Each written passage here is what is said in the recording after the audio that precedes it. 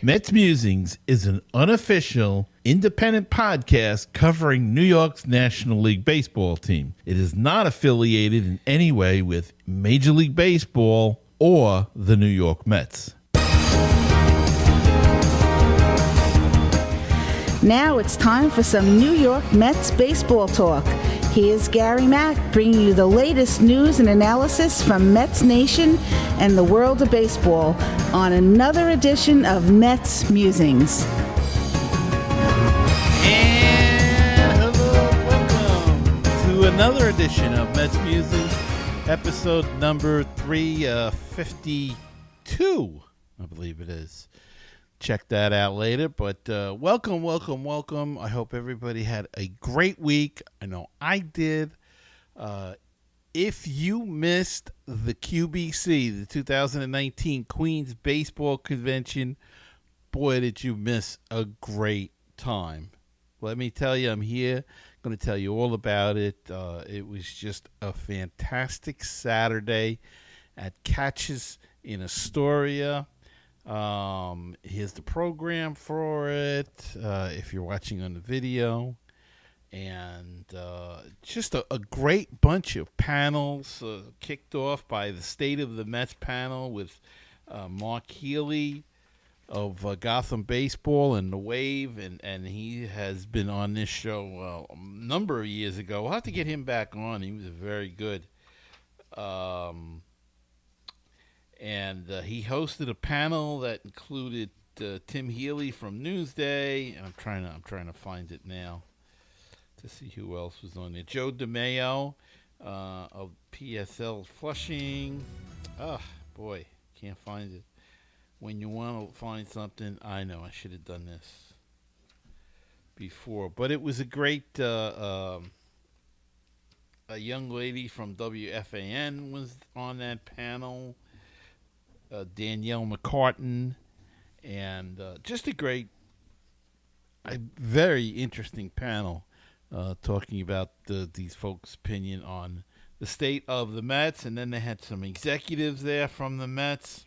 Will Carafalo, Senior Director of Social Media, Mark Fine, Executive Director of Marketing, Kenny Coperta, Senior Director of New Business Development. He was there. Then they had Ed Kranepool was there. Boy, did he give a good interview and Q&A session with the Crane, number 7. And for those old enough to remember, number 21. Edgardo Alfonso was there. He did a great panel as well. And then he signed autographs later on. He was later in the day. I'm not doing this in any kind of order. There you go. He signed my program. The Strawman was there. Darryl Strawberry. He did a great panel as well.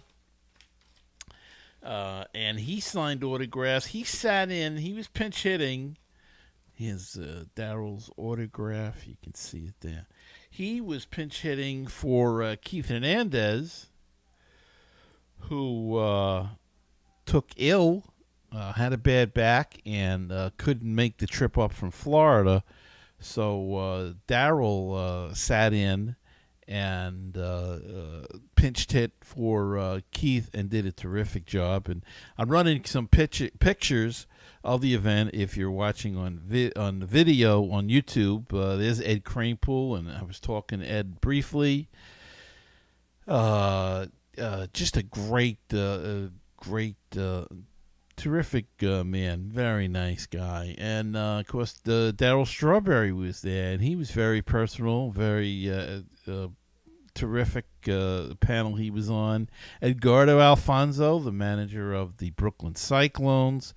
Baseball Night in New York crew was there with Todd Zeal. At the very end there, Andy Martino. There's Edgardo Alfonso signing my program, and then he was kind enough to take a picture with me. So there you go. He was taking a picture with everybody, not just me, folks. But what a terrific event. The work that goes on to put on such a thing, really tireless efforts by the whole QBC staff and Special thanks to Keith Blacknick and Dan Tuhig. I hope I pronounced that correctly.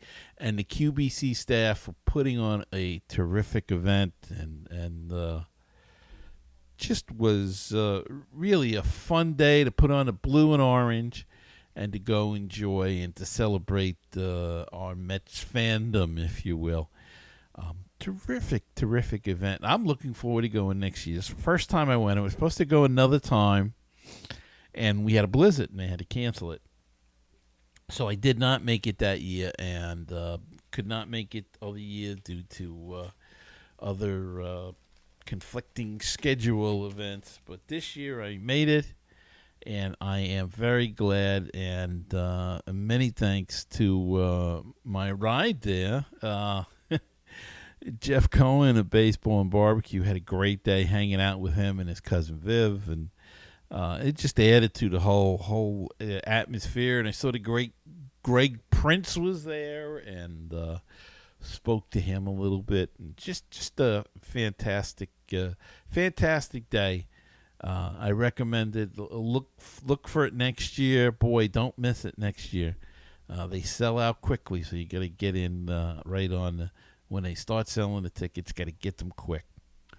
All right, not a heck of a lot of other news going on, but we do have a great guest on. Stick around for that. But really, the only thing that's not really even Mets related is Wilmer Flores has signed with the Arizona Diamondbacks. A little weird seeing Wilmer in those duds. The Arizona Diamondbacks, who probably have one of the worst looking uniforms, in my opinion, in baseball. But he's a Diamondback, and you know what? It's a good move. I know a lot of Met fans are complaining. They loved Wilmer. Everybody loved Wilmer. But you know what? I think I really feel it was time for Wilmer to move on. He was stagnating here. He had done what he could do. Maybe he'll blossom a little more out in Arizona. I don't know. I think the Mets have a habit of signing these guys young, and they stagnate them either in the minors. They don't have a position, and they never get to blossom completely. They did it with guys that did eventually blossom. Daniel Murphy, but he didn't blossom really until he found a position. Once he started playing second base, he relaxed, and he really blossomed into a fine ball player. Same thing with Lucas Duda. They jockeyed him around left field. Remember that, the great experiment there that failed miserably. First base, left field, right field. I mean, he was a first baseman. He didn't blossom till they stuck him in first and let him play, and then he did a lot better. So I even question why they traded him. Of course, Sandy Alderson loved power, and he traded his power hitter, but that's neither here nor there. But maybe Wilmer will blossom out in the desert there. I mean, maybe it'll be better for him. He'll have a chance to play more often, either at second or at first. That's another thing. Wilmer came up as a shortstop, and he really wasn't a shortstop. He played at a young age, and I understand that the first couple of years in the minors, they signed him at 16 or 17, and they didn't want to disrupt him from playing a position he was comfortable with. I understand that. But a couple of years in, once he got comfortable in professional baseball, that's when they should have made a move either to second or to first instead of keeping him in shortstop, and then converting him or trying to convert him in AAA or the majors. It just doesn't work all the time, and I think that set Wilmer back. Don't forget, he played third, he played short, he played second, he played first, and then they wanted him to be the super sub. He was still a young guy, and it's a difficult thing. I mean, they kind of did the same thing with Gavin Cecchini. He was signed as a shortstop. And then he got to Brooklyn, and then he played some shortstop. They moved him to second base. He stayed pretty much at second, I feel, if my memory serves, up through the minors, because he was playing with Rosario at the time. But, did that hinder his progress? Who knows? We'll never know, but just seems like they do this an awful lot, and I'd like to see guys be signed for the position they play. But that's not the way of baseball anymore now. Now you sign guys that play multiple positions.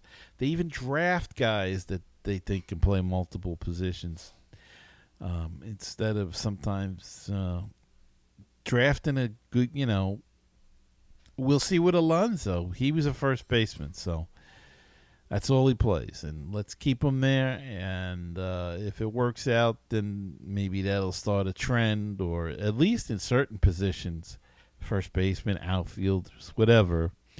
You should draft guys that play that position, and then try to train them if you wish to play other positions. But I don't know. We'll see how that all shakes out. But congratulations to Wilmer. He gets signed right away, or fairly well, fairly quickly. He knows where he's going to start his spring and where he's going to start his season, and that's great. That's great for him. So good luck to Wilmer in Arizona. Hope you have a great year, except when you come to New York to play the Mets, or the Mets come out there. Sorry. All right, let's take a break, and we'll be back. I'm very excited about my guest that I interviewed a couple of days ago. I hope you enjoy the interview, and you'll see who it is in just a second. But we'll be back right after these messages. This is Len and Jeff from Baseball and Barbecue. And the one place to go for New York Mets news, past week game reviews, upcoming series previews, interviews, analysis, opinion, and what's going down on the farm. It's Mets Musings with Gary Mack. So keep the faith, stay optimistic, and let's go Mets. Mets Musings with Gary Mack. Looking for great Cardinals talk? Then check out Conversations with C70. My name's Daniel Shoftaw, and I talk with some of the great bloggers on the internet today about their teams. But it always goes back to the Cardinals. Find the latest episode on my website, www.cardinal70.com, or at baseballpodcast.net. Did you know that Baseball PhD can be heard on baseballtalkradio.com? Our shows rotate with other top baseball podcasts. Now don't forget, that's baseballtalkradio.com. With us, we'll help you get a PhD in life through baseball. With baseballtalkradio.com, you'll hear the rest of the excellent universe of baseball podcasts. 516-619-6341. That is the comment voicemail hotline if you'd like to be a part of the show. And drop us a line, leave us a comment or a voicemail, question, anything at all. Call that number, 516-619-6341. Or go to MetsMusings.com and click on that widget in the middle of the screen, and that's a speak pipe, and you can leave a voicemail right through your computer, through your computer's microphone. Or if you prefer to do things the old-fashioned way, send us an email at metsmusings@gmail.com. The Facebook page is facebook.com/groups/MetsMusings, and the Twitter handle is at MetsMusings1.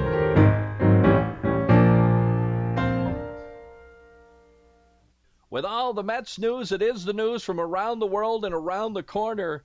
Here's Gary. And joining me tonight is someone who you all will recognize. He was with us once before, and he's back again. He is Wayne Randazzo, and he is the new play-by-play. He's going to join Howie Rose in the radio booth this season on WCBS Radio here in New York. And Wayne, welcome back to Mets Musings. Thank you very much, Gary. Good to be back. And congratulations on your new job. Yeah, it's exciting. It's it's going to be a really fun year. Howie's the best, and it's going to be incredible to work alongside him and get to even be closer to watch him work every day and be able to pick up all the little nuances of play-by-play that he does extremely well. So I'm grateful to the Mets and to WCBS to allow me the opportunity, and can't wait to get started. Now, you have done play-by-play before. You've worked with Howie. You've also done the TV side and everything. So it should really be a pretty smooth transition because you're very familiar with these guys. Yeah, absolutely. I mean, I've done probably 30 games or so the last 4 seasons now as the pregame and postgame show host. I did the minor leagues for a long time, so I'm a well-versed play-by-play guy. That's really what I do. I do a lot of it in the off season for college football and basketball. So, it should be it should be an easy transition for me. Certainly something I'm looking forward to, and just want to get down to Florida and hammer it out. Get out of the cold. For sure, yeah, it's settling in everywhere now. Yes, it certainly is. And is any preference to radio or TV, or do you like them both, or what in your estimation is easier? Well, it's a good question. TV is easier because, in my mind, because it's all right there. There's no picture painting needed because you're watching the game. So there's a different rhythm and cadence to TV.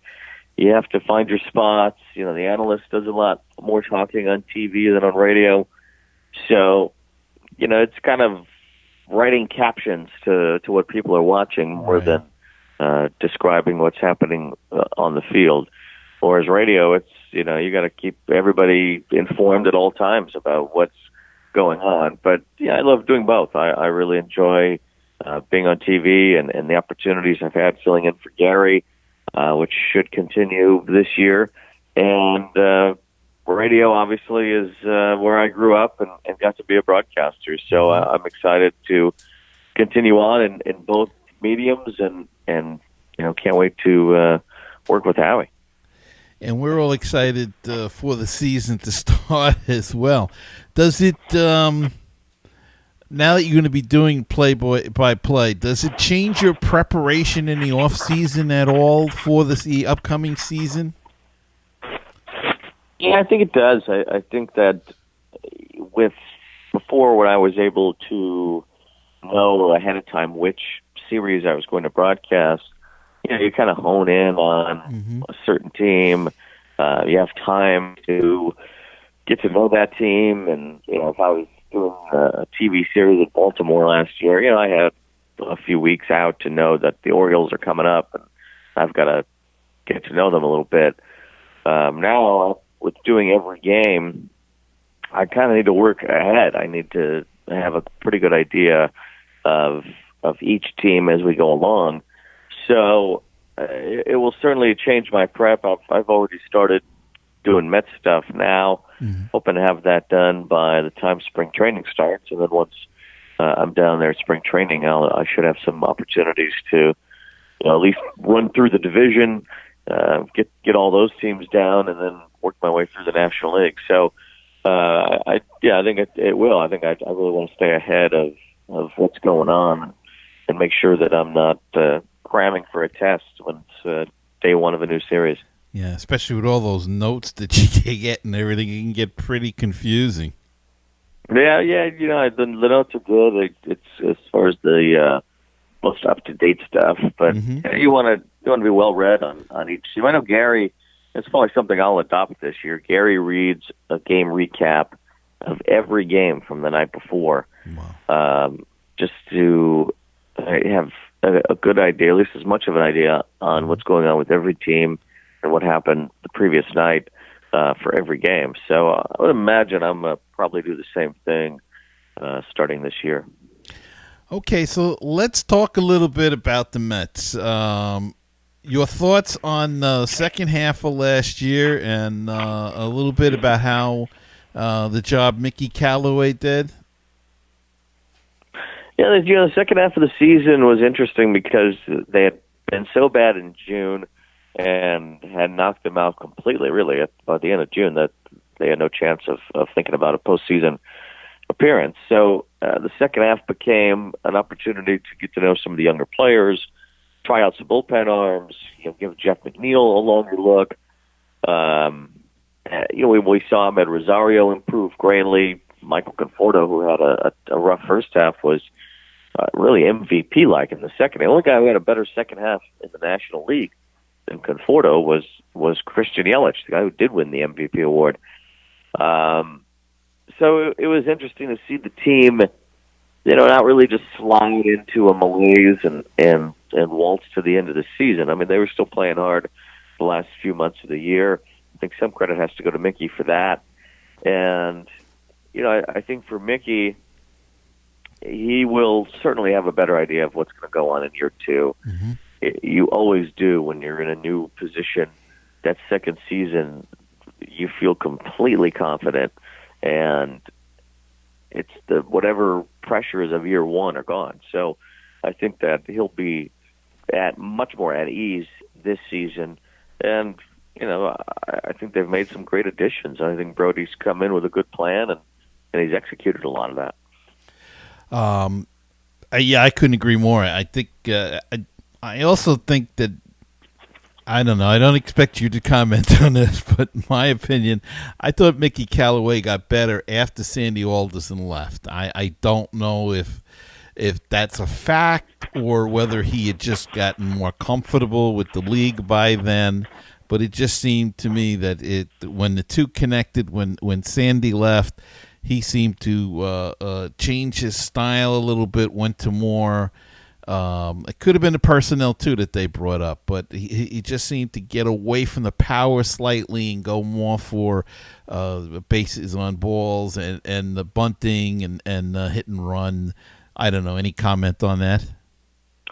Well, yeah, I mean, I'm sure it coincided mostly with the fact that the season was just going along and Mickey had that much more experience near the end as he did at the beginning. I think there was and will continue to be more of a philosophy of precision hitting and conditional type hitting instead of just trying to go up there and hit home runs. I think that is very apparent by the hiring of the hitting coach, Chili Davis, and some of the guys the Mets have brought in. I mean, this team heavily relied on home runs the last few years, especially, and weren't really getting many in 2018. Not to mention there's been a lot of talk the last year about Citi Field and that it might be a very difficult place to hit in for whatever reason.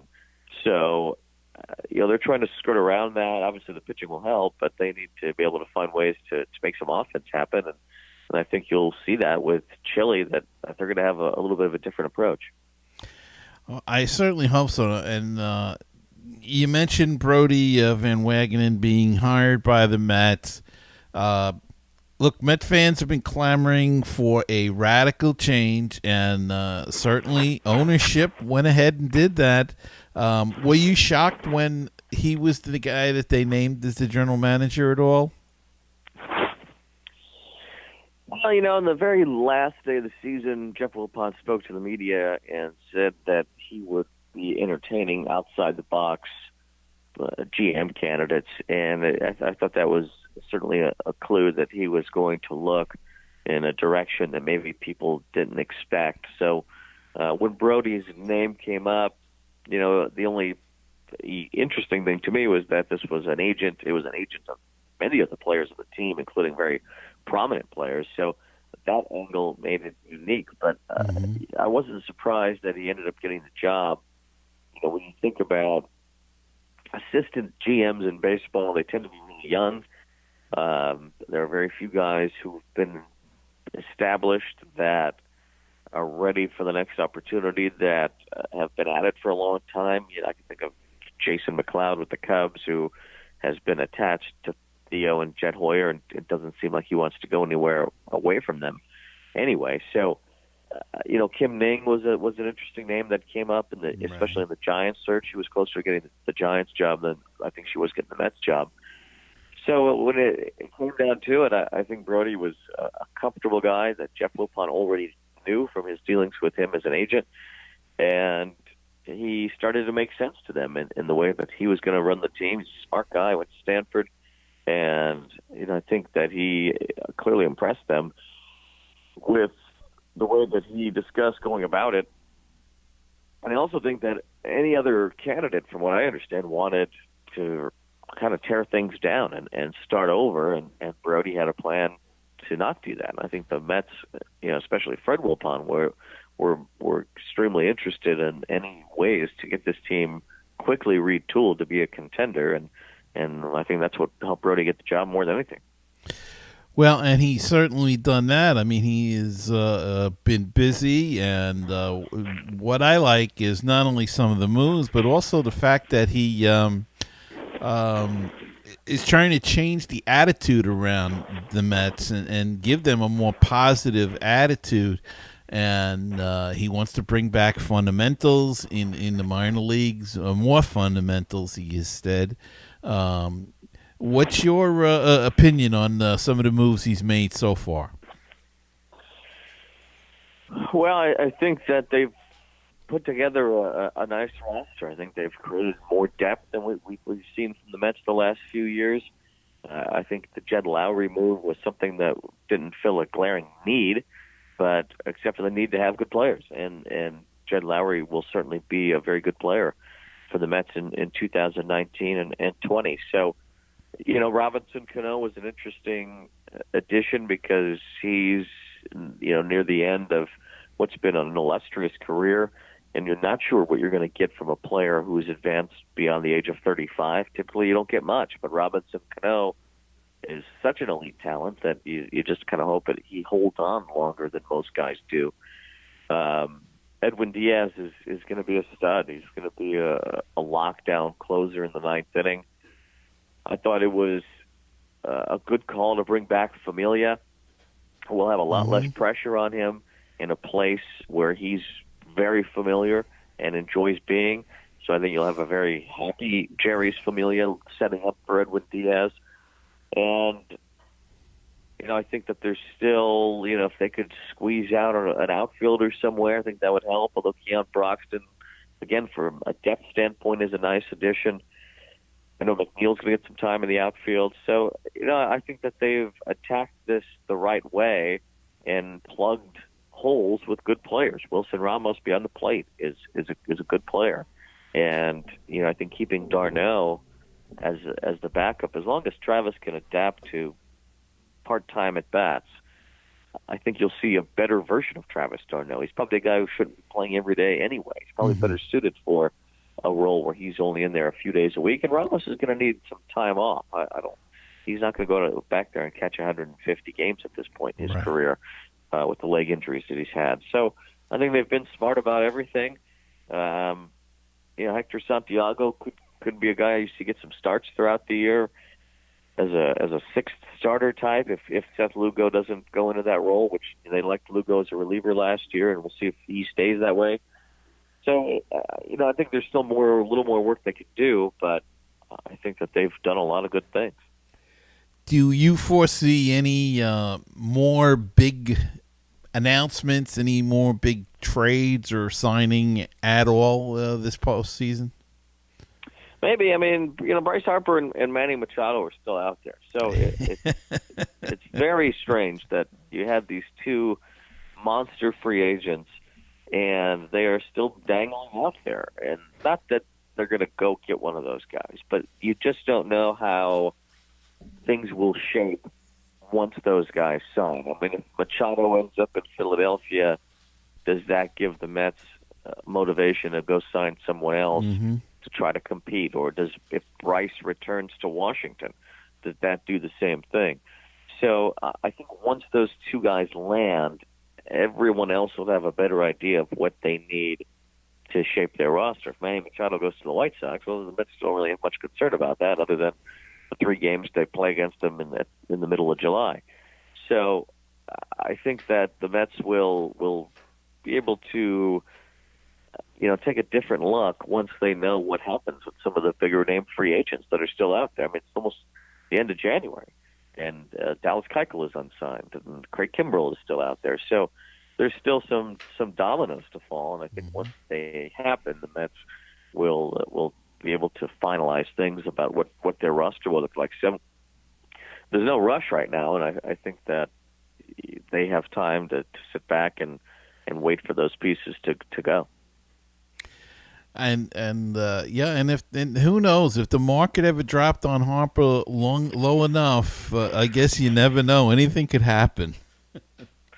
Yeah, you never know what's going to happen with the market and some of these guys. Does if the market drops enough for Dallas Keuchel, do they try to make a push there? So, it's just a strange.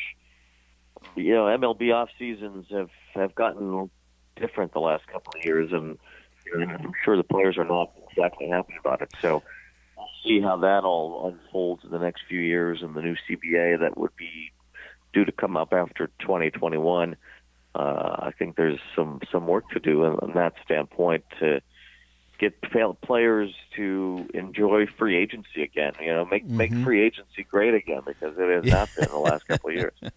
It certainly hasn't, and more guys have been waiting till the end like this. It's I guess it's got to be a little unsettling. You'd kind of like to know where you're going to spring training, where to look for an apartment or a house. For sure. During this and season. if you're Jacob deGrom right now, I'm taking a long look at a contract extension with the Mets, because that might be his best opportunity to get close to the money that he's worth, because the landscape is so odd right now that, Jacob's a free agent and an older free agent than at that. He'll be 32 or even close to 33 by the time he's a free agent. And we're seeing players into their 30s now not getting the big contracts that they were getting before. It might be worth it for him to lock himself up through the age of 35 or 6 and get whatever the Mets are willing to give him. Sure, and then take the big money now for a shorter period of time, and then if you're still healthy, go do a Bartolo Colon, go year to year, right? Yeah, absolutely. No reason not to. And he's still out there too, Bartolo. Yeah, guys like him will definitely have to wait even longer to find roles, and Colon might be at a point where he's just waiting on an injury from a pitcher and find a job later. It's going to be like what Edwin Jackson's been the last few years. And how about Jacob deGrom's year last year? It was just an unbelievable Cy Young season, and hopefully he can repeat it. But what do you see in the starting pitching beyond deGrom?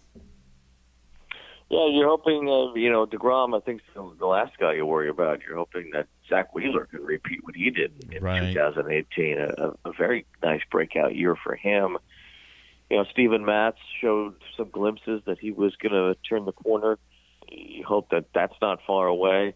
And I think for Syndergaard, you hope that he can begin to take the steps that deGrom took to go from very good, very promising to being elite. Syndergaard could be elite, but he's got to take those steps, and the Mets haven't seen that necessarily just yet. So there are questions in some ways for all four of those guys, but I think you can at least count on the fact that all four should be pretty good, have good seasons.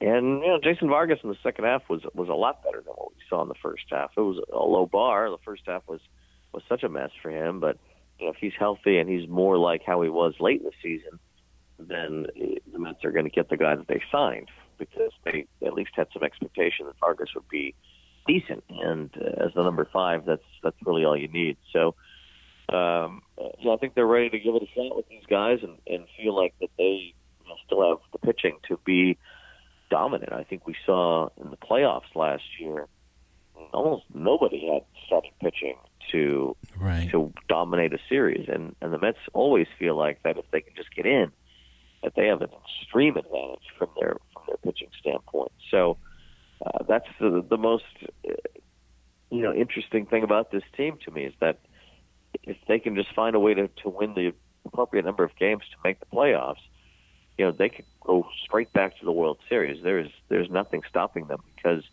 nobody can match up with their starting pitchers. It's all going to be a question of health again. If they can stay healthy, I think they're as good as any other team. I know people, like the Braves, but we really don't know. The Braves had a lot of young guys and a lot of rookies and good players, don't get me wrong. But can they do it again this year, or is there a sophomore jinx? Are they going to have a drop-off than what they did last year? I mean, there's a lot of question marks in this division.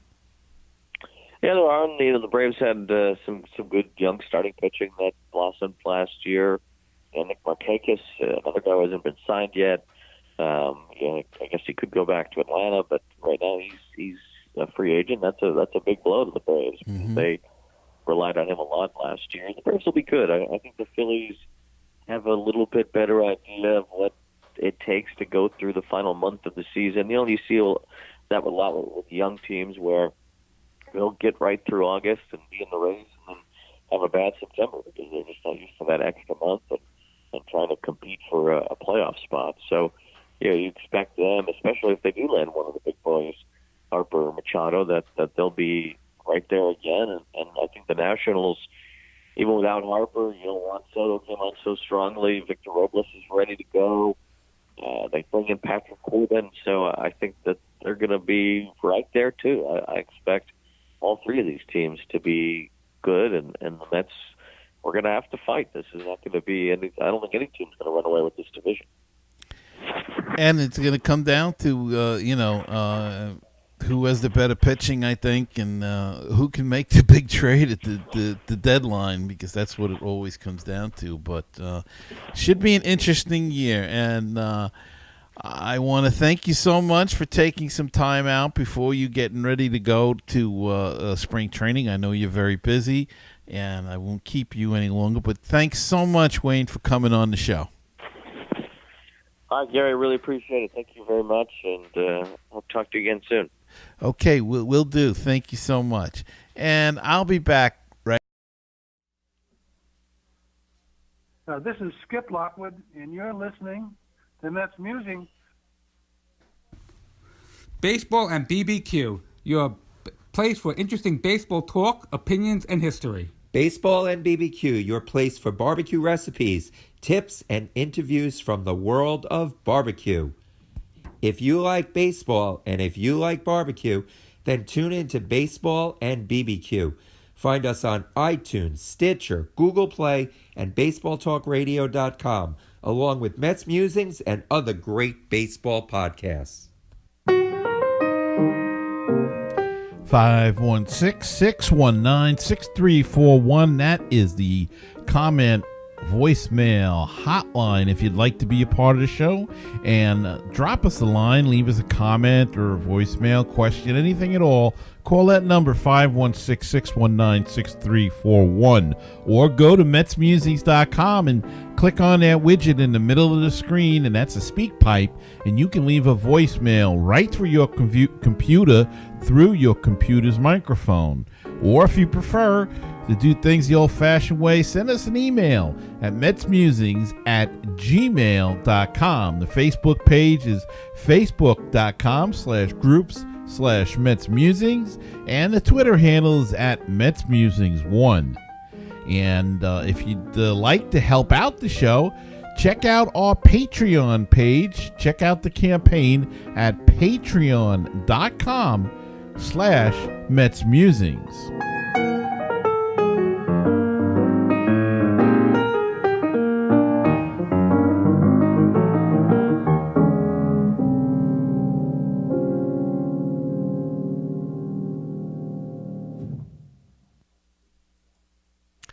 And we're back, and I hope you all enjoyed that interview with Wayne Randazzo. I know I did. Lots of good insight on the Mets, and interesting his talk about how he's going to prepare differently for the season and everything. Now he's doing play-by-play. Really, I just found it interesting. I like that kind of backstage stuff there, and and what Gary Cohen does every day. But that's what I like, that kind of stuff. I hope you do too. And that's going to wrap it up for this week's show. I hope you enjoyed it. I want to thank my guest, Wayne Randazzo, one more time. Terrific guy. And I want to thank you all for listening. And don't forget to subscribe to Mets Musings on iTunes, Google Play, wherever you listen or watch the podcast, because we're on YouTube as well. Hit the subscribe button. That helps me grow the show and expand to new listeners. And remember, until the next time, keep the faith, stay optimistic, and let's go Mets.